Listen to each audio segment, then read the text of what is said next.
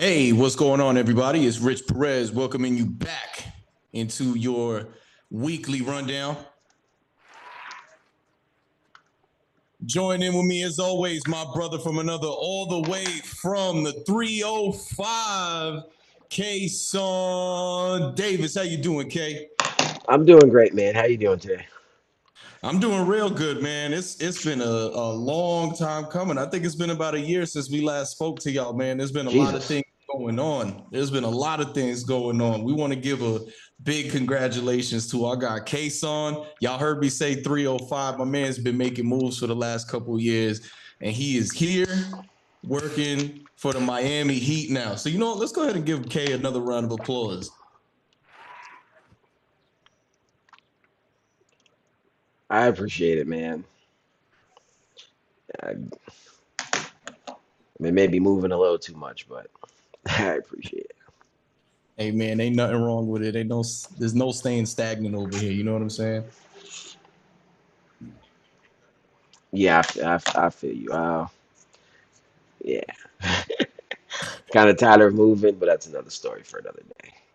Right, right. But we here now, man. Listen, let's make it happen. It's postseason time, baby. We are back in action. The 2024 NBA playoffs are commencing. They're happening right now as we speak. We got the Milwaukee Bucks. Dame time is back in the lineup. No Giannis once again. They're playing up against the Pacers. They're down 3-2.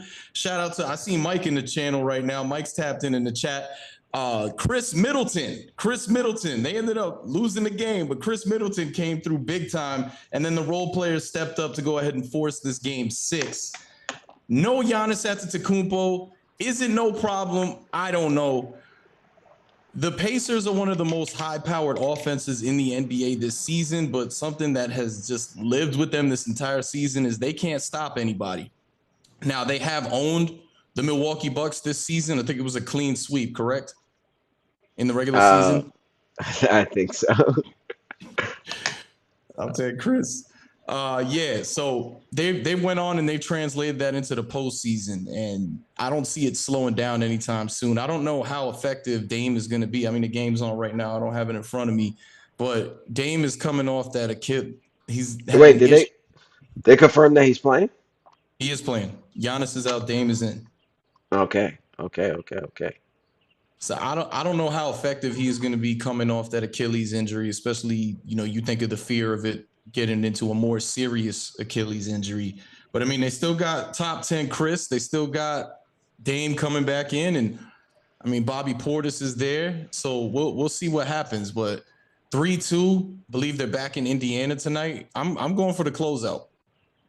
Uh, yeah, I think obviously being at home in game five, I thought it was gonna be over then, but I think the role players obviously played better at home. And Chris Middleton, I will give he's not top 10, but I will give him his credit for playing really well in this series. I think if you really look at it, they should have won game three. Obviously, he had two amazing three-pointers to send it into overtime twice. So they really should have came away with that win. And then if they're in this situation right now, they're up 3-2, maybe going back for a game seven. So I think obviously game five role players play better at home. Dame being back, I think obviously he's probably not going to be 100% healthy. And, Achilles injuries are kind of a touchy subject, something you don't really want to kind of play with. So we'll see how effective he could be. I'm kind of with you right now. I think not unless the role player is going to travel really well and play well. I think Indiana with that crowd and then just that high power offense. I think the Bucks are able to hold them off at home. But once you're in Indiana, the crowd's rocking, they're getting up and down. You guys aren't as healthy. I just think it's going to be too much for them to kind of overmatch.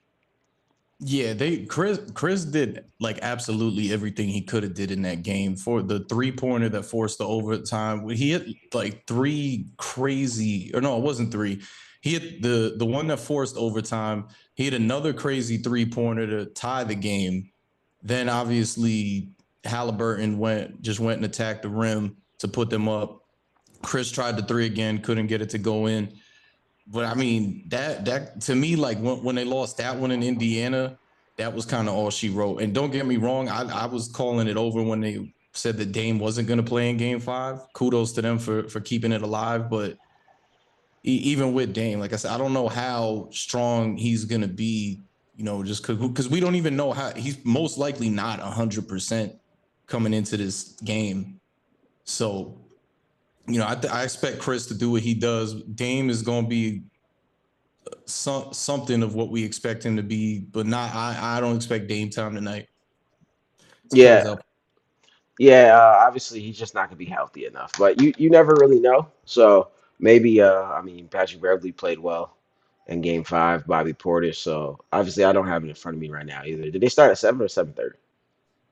I think they're probably starting like right now. Get to my All right. NBA. Yeah, I got the Pacers. I just think It's without 55 Giannis. Pacers right now. Okay, okay, okay. I'm sticking with my pick though. Not unless Dame's 100%. I think if Dame was 100% with the way Chris Middleton's playing, I think they can come out with a win. Like I said, they were supposed to win that game three. And if you think about it, that's the game Dame got hurt down the stretch. So maybe if he doesn't get Yeah. hurt, they win that game. Series looks a lot different. So if Dame's 100%, I might go Bucks with the way Chris Middleton's playing. But without 100% Dame, I think it's Pacers. Pacers coming out for blood tonight. That's word to everything. Let's go. Well, you know what we're gonna do? Let's go back and forth. We started off in the East. Let's go to the West. We'll go back to the East and then go into the West again, East. But last night, man, a game five, a pivotal game five in my mind. Clippers, Mavericks. This was a series coming in when I said these two teams are gonna play each other. We've said it time and time again. When you get two teams of this caliber, you're watching a conference finals in the first round.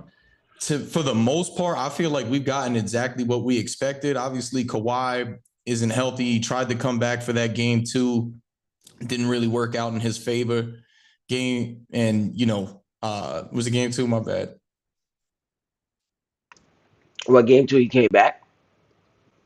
Kawhi came He back game two or game three. No, he came back game two, but he played in game two and three. He was a shell of himself in those games. Probably shouldn't have even been playing, but it kind of is what it is.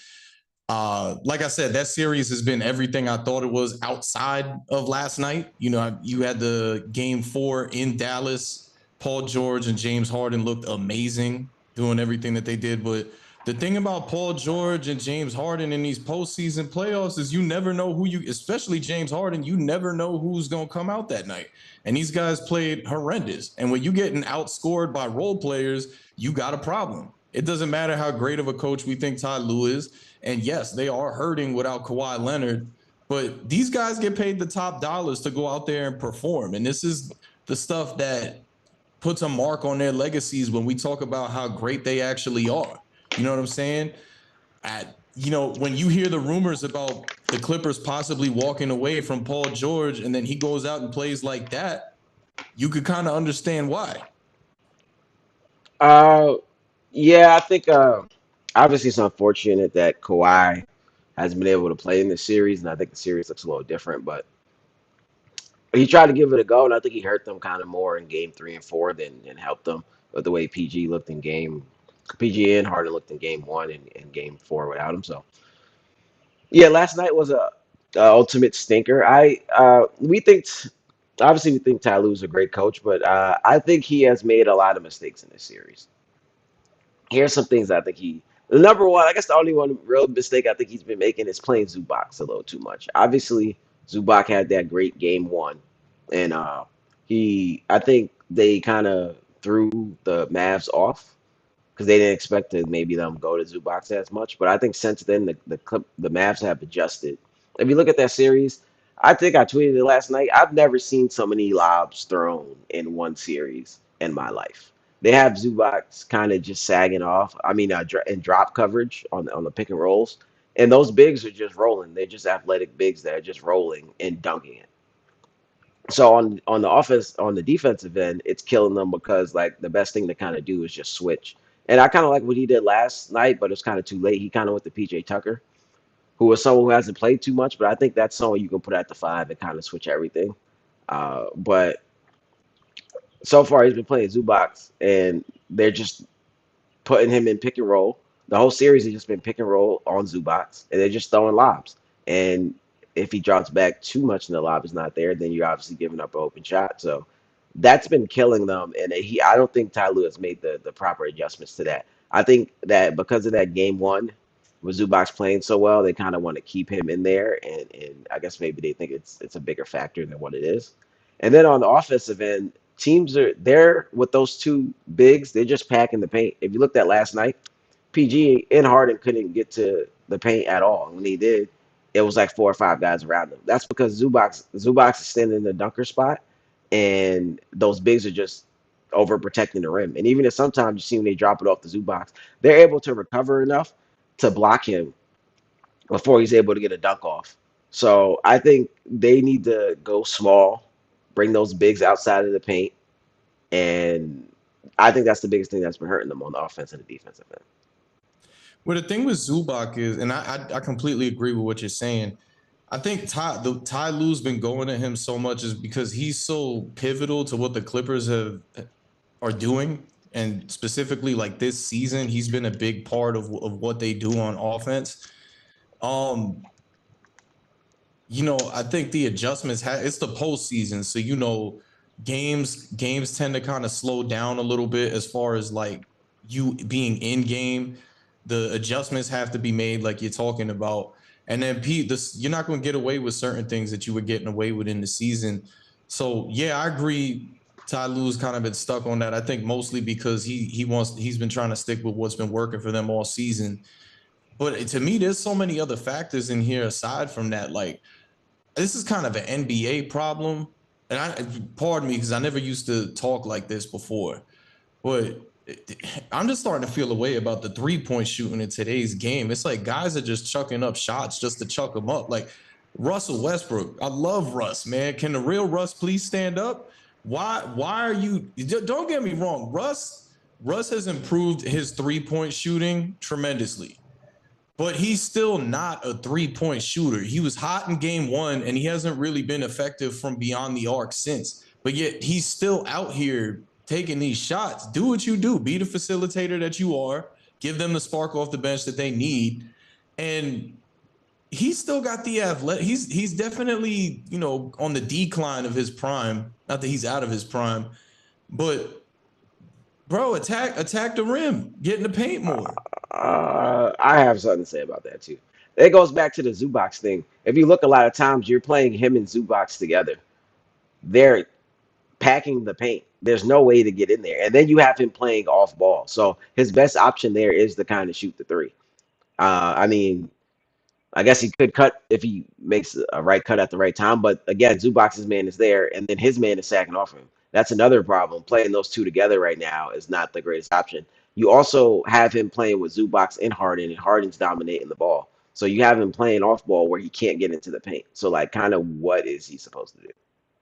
If he's playing Russ and Harden, he'd be wise to take a page out of D'Antoni's book when those two are together in Houston. Because I don't really see them having even though Russ is coming off the bench, their staggered minutes aren't as much as they should be. Like I I don't at this point in the stage, I don't want to see those two playing in game together a lot until like closing out. If you want to keep Russ in the lineup closing out. I think if you're gonna, my thing is it's either Russ and Zubac or it's Russ and Harden. All three of them probably can't be on the court at the same time. If it's Russ and Zubac, then you're running that pick and roll. You're gonna play out of that. Maybe pick and rolls with him and Poor George. You have Russ cutting things like that. But you can't have Russ off ball and then have Zubac in there too. So I think Harden and Russ could play together if you're probably gonna go small, like you said, taking a page out of the Houston D'Antoni book. Go small and just ride that out, or you're gonna stay big and you're gonna have one of them. It's either pick and roll with Zubac and Harden or pick and roll with Westbrook and Zubac. But if they're gonna keep Harden in, then he has to be off ball, and he has to because he's a better 3-point shooter. He has to be the one catching and shooting. But leaving Russ in that corner to catch and shoot in those situations is just not playing to his strength. And I get that what's been working for you during the regular season, but the playoffs is about matchups, and there's no need for you to ride that what's got me here to the ground, and it's gonna cost you guys the series. 100%, man. Last night was such a stinker. Last night was such a stinker that like The Clippers have there's a couple of people in this chat that can attest to this. I feel like I pick the Clippers to win the whole thing every year, and I've been doing that since 2016. Back when or no, 2015, back when they knocked off the Spurs in the first round, Lob City days. But something always happens. There's always something that happens to the Clippers where they just fall short. It always has something to do with an injury. I don't know what kind of curse was thrown on them, but it's always been something. You know, the year that we really thought they were going to win it in the bubble, that thing set them back crazy because, you know, maybe they were all in their own heads and they were feeling themselves, but they definitely weren't the team in the bubble that they were during the regular season. And then the injuries have just plagued them every postseason since, whether it's just Kawhi or it's just Paul George or it's both of them. And they need Kawhi Leonard in the worst way possible because the only consistent postseason performer, star postseason performer on that roster right now is Kawhi Leonard. We know the inconsistencies that we're going to get from Paul George and James Harden, especially James Harden. And last night to me was so bad that when they go to play Dallas this weekend, there is no way that I can pick against the Mavericks at home. I'm not expecting James Harden and Paul George to pull off what they did in Game 4. I'm going Mavericks to close this thing out. Yeah, I'm probably going Mavericks to close it out too. I don't think they'll put up a stinker like that again. Well, we'll see what happens with Kawhi because I think this is one of those where you want to try to see if you can get him out there now. I think before you're playing with house money because those guys were playing better without him. But I think the Clippers are still not too far off in this series. I think they're with the proper adjustments. I'm just looking at it and I'm like, I think you guys could still win this series in the long run. So I think like I said, with the proper adjustments, they're not too far off. They just got, I think their offense has been killing them, like I said, because they're not being able to get into the paint. And then the guys aren't hitting shots as much. That kind of starts to kill them on defense. And then those guys start to get it rolling. If you look at it, Luca, besides maybe last night, Luca has not played great in the series. Kyrie has been the only Uh, thing. Not to cut you off, but he's not even, we know he's playing with a knee injury right now. And he's still putting up numbers. Right, right. So he hasn't been great in the series, and Kyrie's kind of been the sole great spot in this series. So I think they could still win it. I think, like I said, they gotta make those adjustments, and then you open up the paint. And then those guys can play a little better. I think those guys playing better, they're fine. I think the Clippers still have a little more firepower. If you think about Norman Powell coming off the bench, if you can put Westbrook in a couple better spots, PG and Harden kind of go off like they've been doing. So they're not out of it, but I think it's over. Real quick before we move into the next series, do you think I know OKC ended up taking that 1 seed. Do you My thing with OKC is they're so young. They're great, but every champion has had to face some type of adversity before they got to the promised land. Do you see that happening here with Oklahoma City? Or are they about to go on? Because Sam Presti needs to win an Executive of the Year with what he's done the last decade plus with that team. Do you see them getting past either of these teams in the second round, or do you feel like this is kind of what they need before they can get to the promised land? Nah, I don't think they get past neither one of these teams. I think they have impressed me more than I expected. I didn't expect them to sweep the Pelicans. So they look a lot better than I expected. I don't think like neither one of these teams are going to just sweep them off the floor. I think they're still going to put up a good fight, but I think whoever wins this series is probably on their way to the conference finals. I think they just have a little more firepower, and then I would put the experience in there a little bit too. So whether it's Kyrie and Luca or the Clippers, I think they get the Thunder in probably about six. But the Thunder have looked better than I expected. Yeah, I agree with you. Let's go ahead and move back into the Eastern Conference. The Cleveland Cavaliers and the Orlando Magic. This series is kind of slept on to me. People haven't been talking about this series like I feel like they should have been. Obviously, the big thing is that majority of their games have been on NBA TV, and I get it. They're not They're not the sexy matchup when you compare it to the other series that are going on at the same time. But it's been a heck of a series. I mean, both teams won at home the first four games. Cleveland was able to take care of home court in game five. Now they're about to head back to Orlando for game six. Game five ended up being really close. And you can't sleep on Orlando, man. Paolo Banchero, even though a lot of people were a little shocked to see that he ended up being the number one pick, he was showing why he's the number one pick. He's doing his thing in this postseason. And you know what? He's going to be a player to watch out for in the years to come. This series, I think, does go seven. I think that Orlando is going to take care of home court. We're going to get a game seven. It's the two best words in all the sports. And may the better team prevail. The way that it's been going feels like the home team is going to be the team that comes out of this series. But man, that this series has actually been fun to watch. If people haven't gotten a chance to check it out, I definitely recommend watching that game six. Yeah, definitely. I thought the Magic might have been able to win this series in six. I thought them not having home court advantage was kind of better for them for because as a young team, you coming in, you got to hold home court advantage. You think those guys come in and steal one, then you're kind of under pressure. I think there's no pressure going into those two first games in Cleveland. I thought they'll be able to steal one. Obviously, that didn't happen. They played well at home. They was almost able to steal one in Cleveland in Game Five, which is good for them. I think they know they can hang with Cleveland now, and they got the confidence. So I think it goes 7-2. I think Orlando's going to be rocking tomorrow. I think they play tomorrow. I think Orlando's going to be rocking tomorrow again. The Cavs, I've never been a big believer in them. Even in that game four, with a chance to go up 3-1, they let the Magic come out and go on like a 40-5 run in the second half or something crazy like that. So yeah, the series has been entertaining, but it just goes to show that even though the Cavs have Donovan Mitchell, they're still a very young team. You can see their like ups and downs, and even the Magic are a young team. Both teams not being able to kind of win on the road. So I think Game Seven would be more up in the air. I think the Magic still have a chance to steal it because they know they can. I think that last game, even though they lost, they know they can hang in Cleveland now. The first two games, they kind of got blown off the court and then they beat them at home. So they know they can beat them, and they know they can hang with them in Cleveland. So it should be great. So I think Game Seven will probably end up being on Sunday if they win. So it should be entertaining.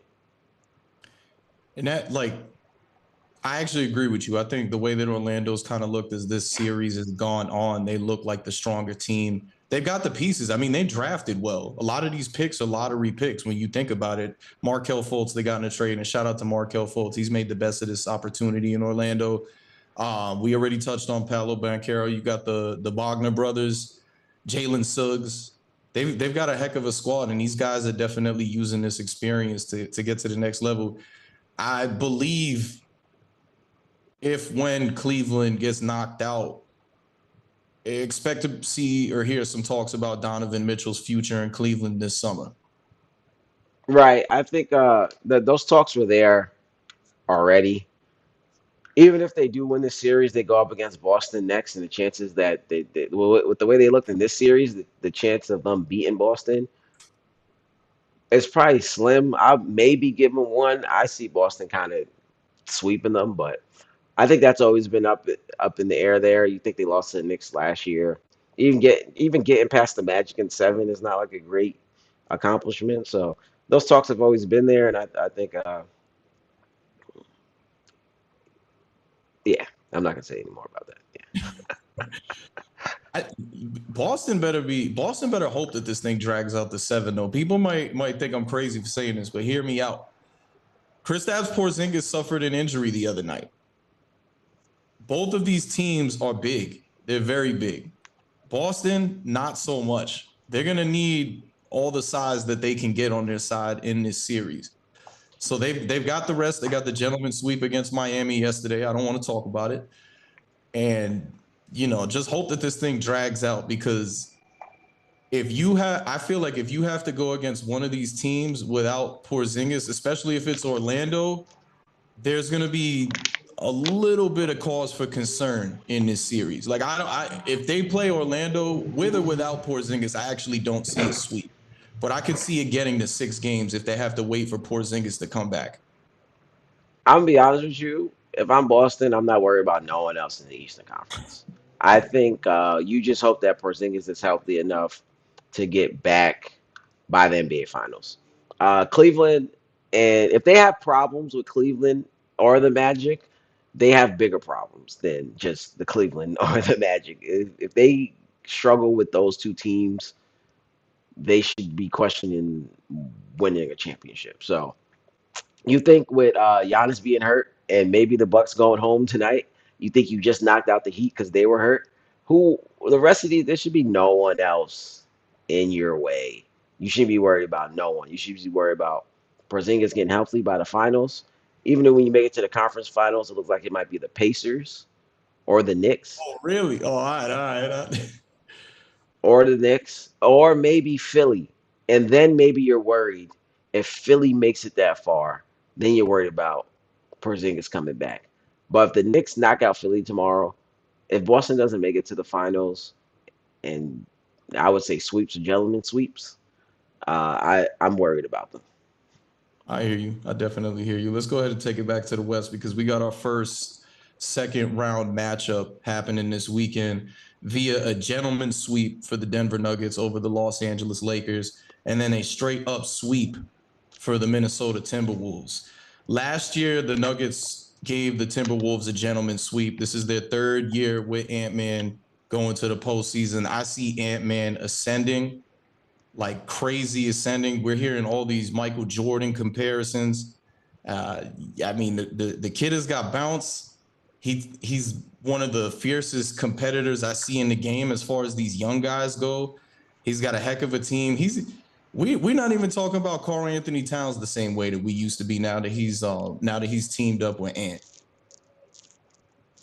I think that this series could go 6, 7 games, man. I'm gonna wait till the end to give a pick, but this could be a series. This could be a fun series to watch. Yeah, I think it's gonna be super entertaining. I think knocking off the Suns the way they did, I think Minnesota's confident. I think they're going to come into this series with a lot of confidence, which is going to help them. I think they feel like if we can beat the Suns and KD and those guys, we probably can beat anybody.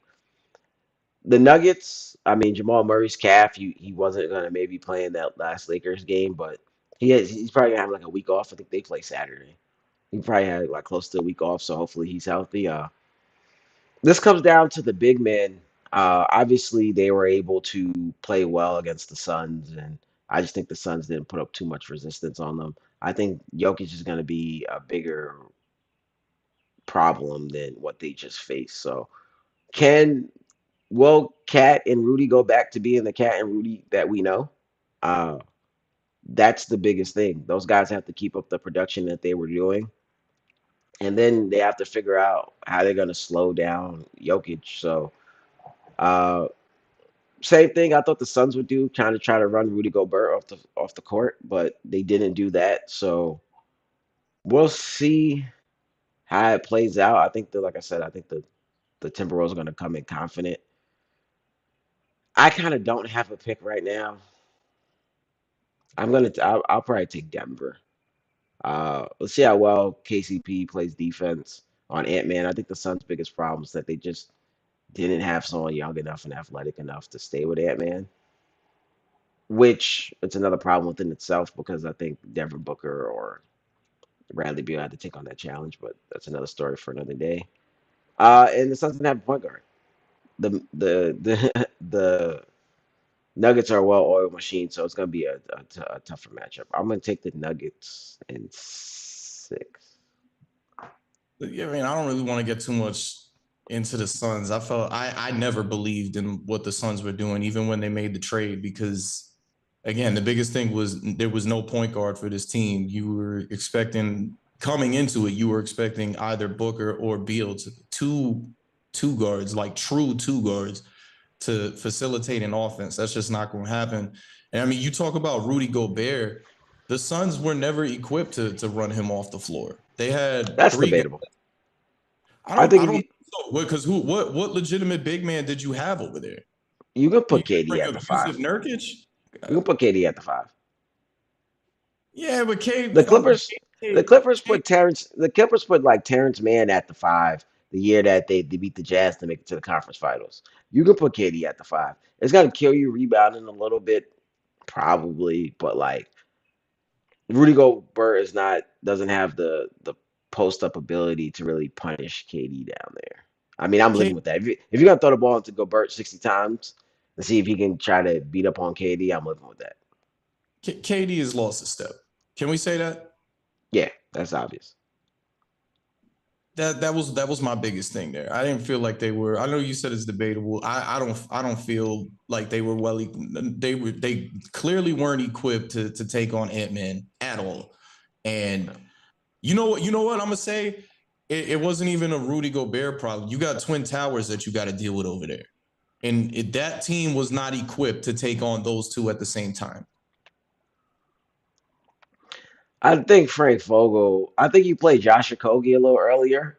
He was their like defensive player last year. A little athletic. He like he comes with that energy. I think that takes some pressure off of Bradley Beal and especially because Grayson Allen got hurt. I think you put Josh Okogie in that starting lineup. I mean, he kills you offensively a little bit, but like you put him in there to try to slow down Ant-Man a little bit and take the pressure off of Booker and Beal.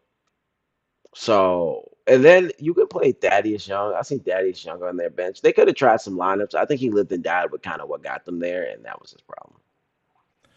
Well, I'll tell you what, I think with this series, it's not going to come down to guard play because I think Jamal Murray's a problem. The only reason why they didn't win a championship sooner is because they didn't have Jamal Murray in the postseason to do it. They had him last year.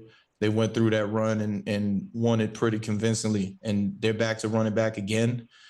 Obviously, we said enough about Ant Man. I think that that's going to be a fun matchup to watch between those two. I think that this comes down to the bigs, and Jokic is not KD. He's not Nurkic. Jokic is going to run Gobert off the floor. And then it's up to Karl Anthony Towns. What are you going to do? Let's go back to all the things that we have said about you in the past, that you are soft, that you cannot compete with these other elite bigs in this league.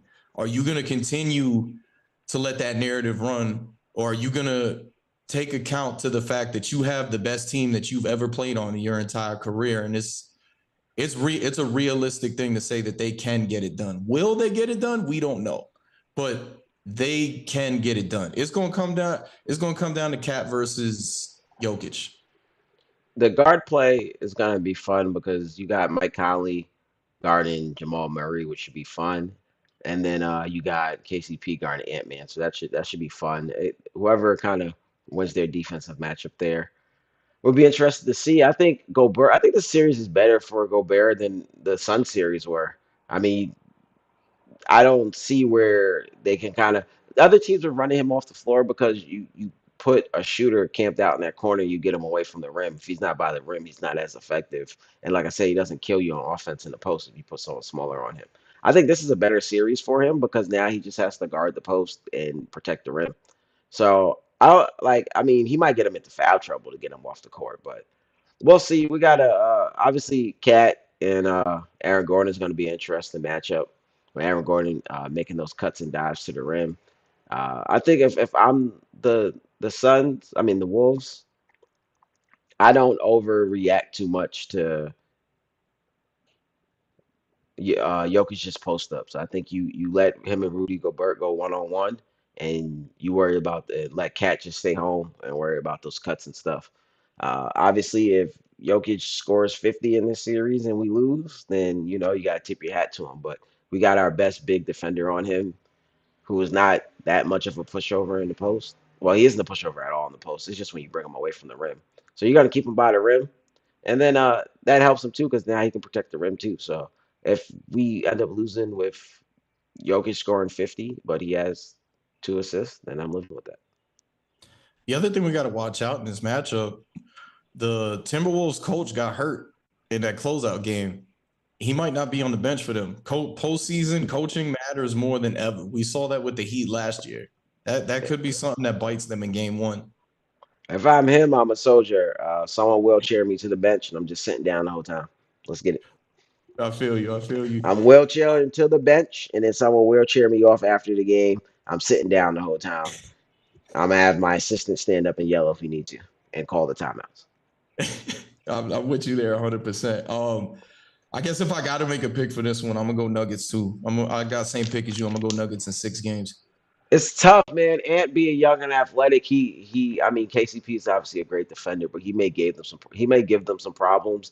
And then Jokic's just not a rim protector that much either. So Ant's athleticism and just how much of a star he's been playing like can cause some issues. But obviously the Nuggets are well-oiled machines, so let's get it. Yeah, 100%, man. 100%. We'll see what happens in this series, man. All right. I told you guys on social media, if you're a Knicks fan, spend your pregame with us because we're gonna get you right. We're gonna do what we gotta do. So you know what we gotta do, man. We gotta go hit this music real quick. Say go New York, go New York, go. Go New York, go New York, go. Say go New York, go New York, go. Go New York, go New York, go.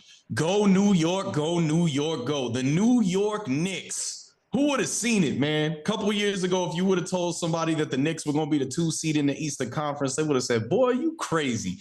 Nah, this Knicks team is not the Knicks team of yesterday, man. And they went and showed us last year with the run that they went on. Obviously, they lose to the Miami Heat in the second round, but they've come to play. No Julius Randle. Injuries have really plagued them this season, but it's next man up mentality. And I'm not going to lie to you, man. This Knicks team is full of dogs.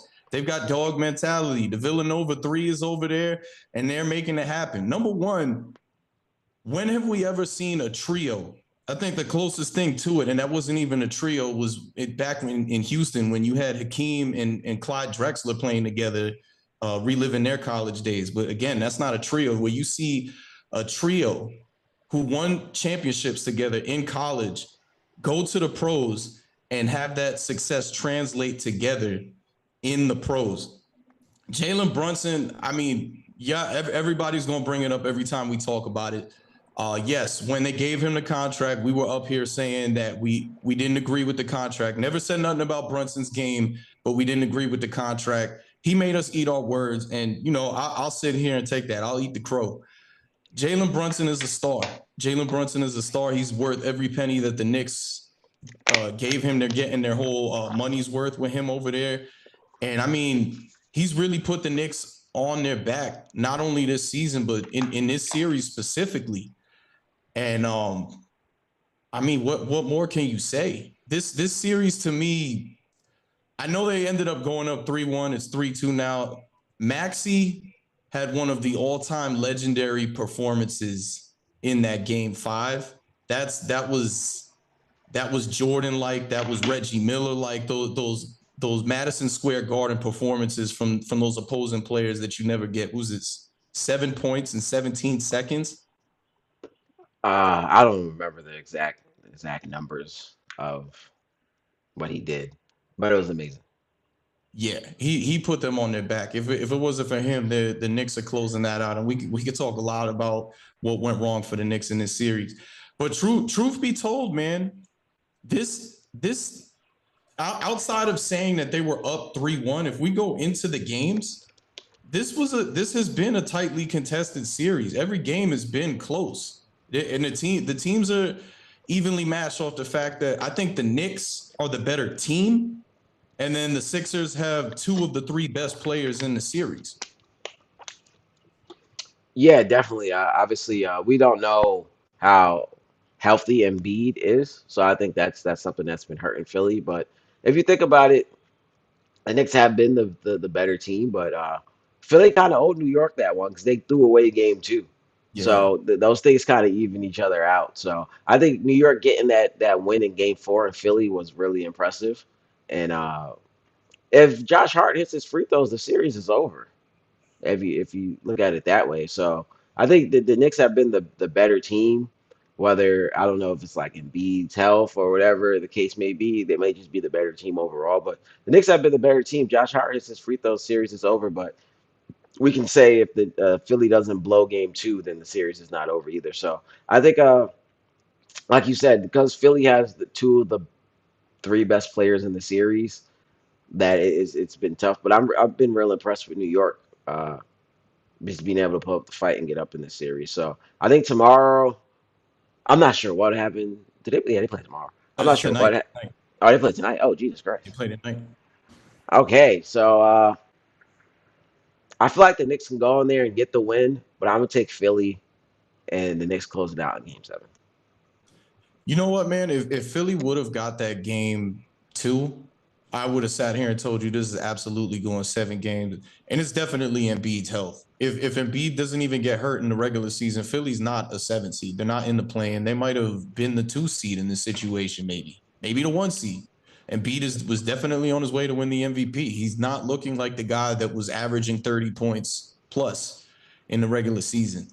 What Philly needs to watch out for, as great as Embiid is, he tends to be a lazy passer at times. Some of the games that Philly's lost is because of him turning the ball over. And you know the big thing with why the Knicks lost last series is exactly or last game is exactly what you said. The free throws. I know everybody wants to talk about that they should have fouled. It is what They it had is, no man. chance to foul. It's Maxi Maxi on it. played this. Maxi played this smart. I mean, if you're gonna foul, you had to foul in the backcourt. Once he got past half court, you wasn't able to foul him. I mean, you can say maybe Mitchell Robinson should have been higher up on that screen, but no one expected Maxi to take one step over half court and pull that. So now that you're going to foul him in the backcourt, once you let him get the ball and get past half court, you had no chance to foul him. Yeah, but even like they were up. They when the foul happened, they were up. Like all I would have let him shoot that three. Doesn't matter if he makes it or not. Oh, the one he fouled them on. Yeah. That Yeah, was how yeah, that was how the run all started. You got to sag off of him. Know where your feet are at. yeah. That was terrible by Mitchell Robinson there. You shouldn't have fouled him and gave up that 4 point play at all. If you're gonna foul him, you got to really foul him and not let him get the shot off. But on that last shot, it was like if you people were saying they should have fouled on the last shot, but it's like if you were gonna foul, that had to been the plans from the beginning and foul him as soon as he catches the ball. Once you let him catch it and get past half court, it was over. I question if you can play Mitchell Robinson in late game minutes tonight because of the way that he's played in this series. I think like he's played good defense on Embiid. I think he's been the difference. I think Embiid was killing. I can't Hartenstein. remember Harkenstein, and then Mitchell Robinson in that game one and game two has played great defense on him. So I think you have to play him for his defense on Embiid, but I think he has to smarten up. I think people have to probably tell him in that situation, just give up the three. Don't foul. Just just don't foul. And in that situation, you just have to be screaming, "Don't foul" for no reason at all. I thought Philly was a dedicated fan base, man. I thought people in Philly were like people in New York. They love their sports teams. How you let the New York Knicks fans take over the Wells Fargo Center? What are you doing? I'm not even gonna blame Philly fans because that could happen in Bro, any they arena. sold their tickets. The season ticket. Most of the people who were sitting in the lower deck got those tickets from season ticket holders who sold their tickets after they saw they went down 2-1. I thought I was Uh, at I thought I was watching Knicks versus Nets. You know you're gonna hear Knicks fans at the Barclays Center, you but hear Nick, you hear Knicks fans in Miami, you hear Knicks fans in Orlando. yeah, That's what I'm Knicks saying. fans, I, but I didn't expect to see that in Philadelphia. I don't want to blame the Philly fans too much because Knicks fans are just crazy. But I think that goes. This is gonna be a side tangent, but I think that goes back to the NBA kind of catering to casual fans more than they were the diehard fans. I think when it was back in the era where like it was the diehard fans. Obviously, you have to do it to make the game more popular, sell more tickets and stuff like that. But these playoff crowds aren't how they used to be if you think about it. Back in the day, you see everyone with shirts, waving their towels around. That's when you had the diehard fans out there. So I think those season ticket holders are, they're probably just casual fans and they probably think, no, no, well, team's losing, just sell my tickets. I don't know, man. I know Sixers ownership bought 2,000 tickets and we're giving them away. But you just had to convince them that you were a Sixers fan. That's just crazy to me that we had to go that far just to make sure that you got your fans in the building and your building isn't taken over by the opposing team. This is the playoffs. It's the playoffs, and this is I happening. I blame them catering to the casual fan. That's what you I get. It's more casual fans going to games nowadays than real fans. Everyone know real fans watching the game at home.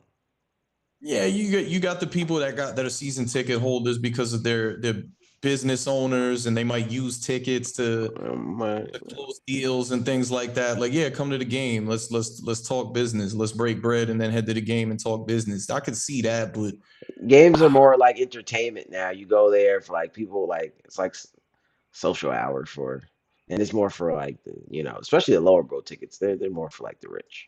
but in the playoffs though, I've been watching basketball since I was a little kid. I never even in my teen years and the last couple of years, I have not seen. I Knicks fans travel. Absolutely, they travel. And when you go to like Miami or Orlando, even sometimes in California, you're definitely going to hear and see Knicks fans. I always was under the impression that Philadelphia was a lot like New York and they really ride for their sports teams. I could not believe that I was seeing Sixers players at the free throw line and clearly hearing them get booed at the free throw line in Philadelphia.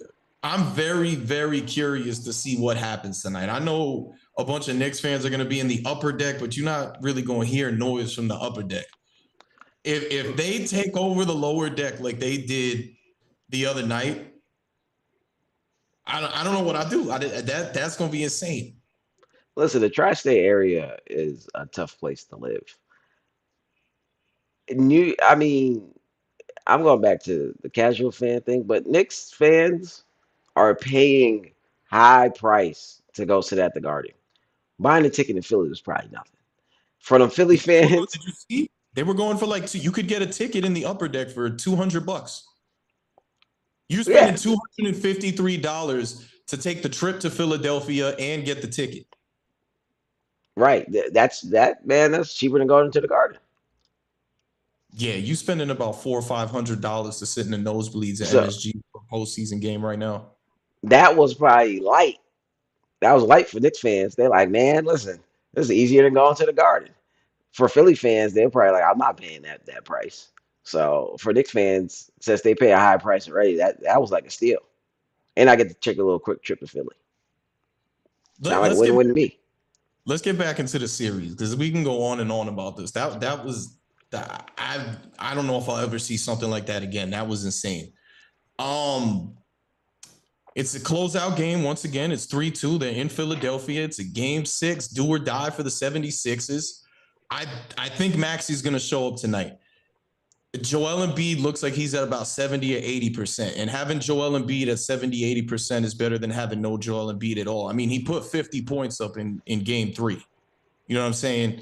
He can still do his thing. I think a lot of Knicks fans that I've spoken to obviously were deflated the way that they lost that game the other night. But the big thing was you lost the game with Joel Embiid not playing well. Now you're in Philadelphia. You got to worry about Joel Embiid. What if he is hot tonight? And then you got to deal with Maxi. And what does everyone always say about role players? Role players play better at home. It's the Garden. The Garden is always loud. There's nothing like watching. I've been to regular season Knicks games where it gets nuts. The playoffs in the Garden for a Knicks game, it gets so loud in there that you can't even hear yourself think sometimes. But if the Knicks lose tonight, I don't think you're gonna get that same energy for a game seven in MSG. What? You I think don't Knicks because I fans? think they're gonna be. I think that you're on the brink of possibly blowing a 3-1 lead. They're gonna be sitting there nervous as heck. No, they're gonna be in there going crazy. I don't think so. This I is don't not the think time to panic. This is not the time to panic. This is the time to go crazy. The team needs you. I'm not saying they're gonna be dejected, but are they gonna have the same energy when they were up 3-1 in the closeout game that they're gonna have in a game seven if they have to play in a game seven?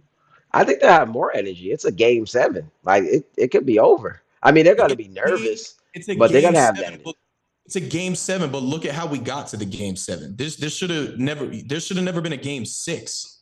Right. So, I mean, Yeah, the fans should be more hyped. If anything, obviously you don't want to be there, but like it's a game seven. Like we need to go crazy to make sure we don't lose. I think the play it's more pressure on the players at that point, but for the fans, I feel like you should be cheering more. Knicks fans, if you in the live chat, we want to hear from you right now. What do you guys think about what we're talking about right now? Um, I think that this game is going to come down to the wire. I think Philly. Some people thought that Philly didn't have the fortitude to come at New York the way that they've been able to come in order to get back in this series. It's going to be tightly contested because every single game that they played has been tightly contested, and it's going to be about who wants it more. I think what I'm worried about here is one of the obviously Maxi went off in that game five, but once they got to overtime, Jalen Brunson didn't look like he even had a lot left in the tank to continue on. Are you gonna keep are you gonna keep riding Jalen Brunson's shoulders, or is somebody gonna step up tonight to give him some help? I mean, yeah, I think obviously with Randall being out, Jalen Brunson is your best scoring option, and then you want to put Embiid in the pick and roll since he's not 100% healthy and kind of attack that matchup. I think really who else could you look at to really step up like that? I don't really see no other shot creators on the OG team that Anunoby. uh I don't think I've watched enough OGN. Is he like a shot creator? He's not a shot creator, but he does everything he's their second best player on the team. They made the trade for him and it completely transformed their team. It's the whole Right. reason why they're the two spot right now. Right. They're gonna need their role players to play very well. You need DiVincenzo hitting shots. You need Josh Hart playing hard and doing what he does and getting rebounds and maybe close to triple Making his free double. throw. You making his free throws. You're gonna need OG Anunoby to be the second best player and hit shots and create and play defense. But I think it's gonna be more of the same. The Knicks are who they are right now. They're gonna ride the back of Brunson. They rode his back to get to the two seed. They rode his back to get this 3-1 lead. The other guys are just gonna have to be the other guys. Without Julius Randle, this is kind of the situation that they're in. But those guys have played well, played decent well so far. So they just kind of gotta, on the road they're gonna have to take it to another level. But they gotta win in Philly already. So I think they should be. You don't want to be in this situation, but I think they should feel confident that they can go on to Philly and get a dub. The one win Philly got here, Joel Embiid had to score 50. That is true. That is true. Um, before we go ahead and make picks for tonight and everything, I think one last thing I wanted to talk about before we get into that was this. I've heard all the chatter about Randall being gone, and don't get me wrong, I've had some things to say about Randall the past couple years, especially with his Knicks tenure. The Randall handle, the ball stopper that he is, all that. I get it. I get it. Don't act like y'all don't miss the 25 and 10 that he was putting up. This series might be over if he was playing. No, they definitely missed his output. Like I said, he gives them another shot creator. Uh, Probably the second best player now. Obviously, it's between him and Brunson, but he gives them another shot creator, and that 25, and 10 is kind of nothing to snooze at that they can use right now. Someone they can throw the ball down to and take the pressure off of Brunson a little bit, kind of like you were just saying. So without him, yeah, I know they definitely miss him. I think they should trade him and try to get Paul George this summer. It's just crazy to me that the Clippers would really walk away from Paul George after everything. I get that the injuries are there. He's been a little more consistent than Kawhi has been for y'all. Y'all got to the conference finals because of Paul George, not Kawhi Leonard, but y'all not gonna give him a contract. That's And I think you re-sign Kawhi, but if you're not going in with bringing Kawhi and PG back, I kind of question why you re-sign Kawhi. I feel like it's kind of you bring them both back, or you kind of just blow it up. I mean, maybe you bring Kawhi back with Harden, no, but no. now you're in the situation now where like if Kawhi goes down, it's just Harden. So I'm kind of confused. I think he ended up re-signing.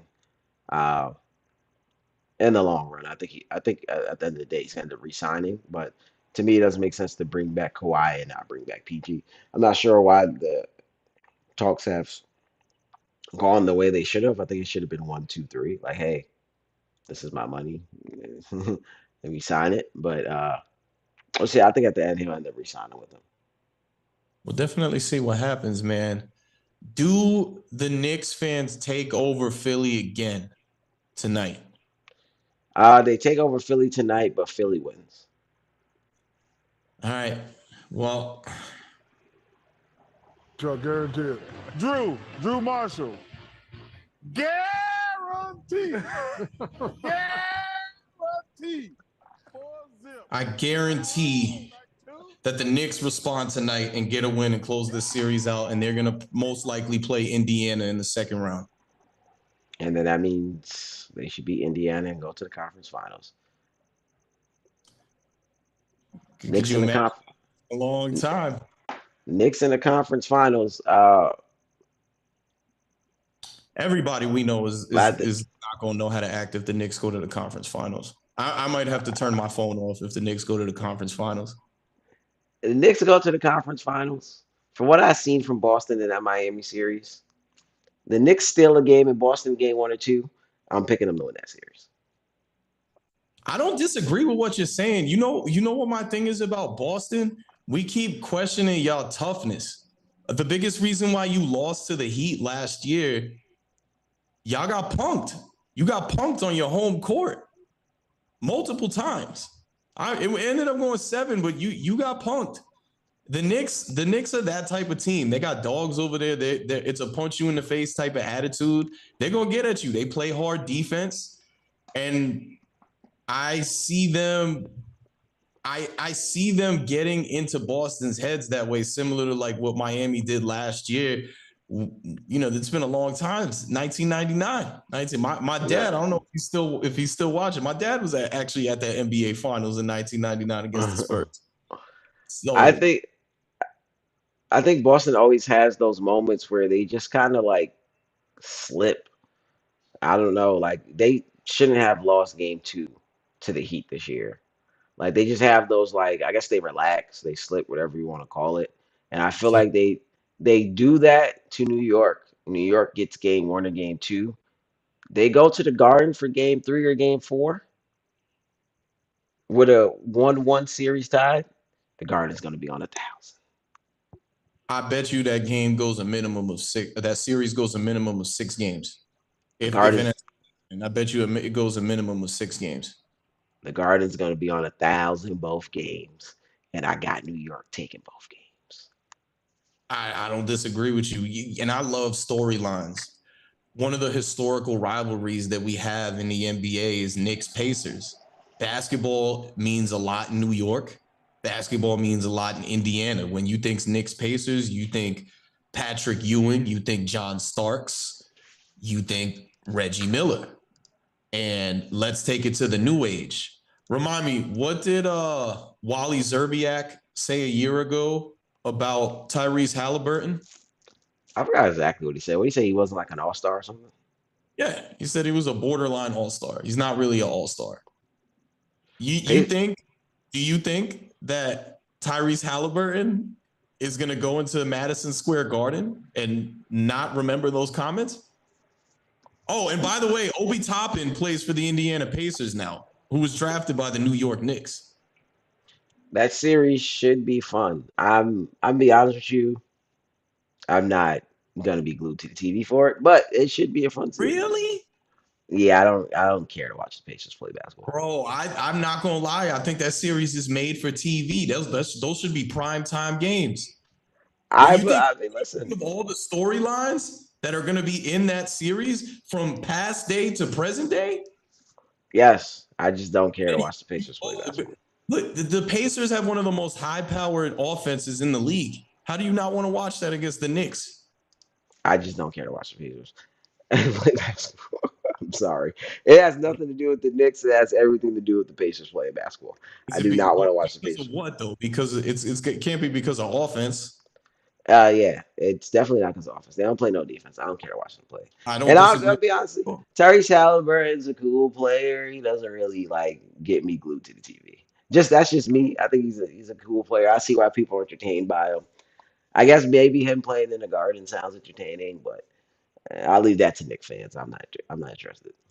We're gonna have to come back and reconvene on this conversation when I mean, I it's got to be I a good series. Kayson just won't be like, oh, I got to get home to see that. that game is now 93-78 heading into the fourth quarter. Yeah, the Bucks are down 15. Damian Lillard has 19 points. The second leading scorer for the Bucks is Brook Lopez with 18 points. Actually, they have 4 players in double-digit scoring. Yep, but the Pacers are probably just running them out the building because that's what the Pacers do. Tyrese You're Halliburton. gonna score against the Pacers. They'll probably Guess just score more. guess who the Pacers' leading scorer is? I'm not gonna lie, I seen it. It's Obi Toppin. All right. Yeah, yeah. We're gonna reconvene on this conversation. I do believe that that's the series to watch. But you heard it here first. K has this going to a game 7. I'm not gonna lie. It sounds like there's a part of you that believes the Sixers can still win this series. uh, no. To get out of MSG in a game 7 would be amazing. I don't see it. I don't think they got it in them. I'll tell you that Garden's gonna be rocking if there's a game 7. Fans do not want to go out like that. Not to Philly fans. The Garden's gonna be on 1,000. But they might want to. The Knicks might want to try to close this series out tonight because the Pacers are gonna be waiting for them because they're winning. So I got Knicks tonight, closing it out, getting ready for that series with Indiana. Believe you have game 7 in Madison Square Garden. Yep, I think if both of them win tonight, what they probably play Sunday, game 1. Yeah. Yep. All right, yeah, now game 7 on Sunday. Might be Saturday. Let me double check that. Bear with me. It would be Saturday at 7 p.m. Eastern. Jesus, that's a quick turnaround. What's it, Thursday? Yeah, Knicks want to get that done with because they play Saturday. That means Monday will start round 2. They got to start round 2 on Monday. Yeah, Knicks. The Pacers did their job. Knicks got to do their job tonight. So we'll see how it goes. 100%, man. 100%. Anything for the people before we get out of here? Uh, Nah, man. Everyone stay healthy.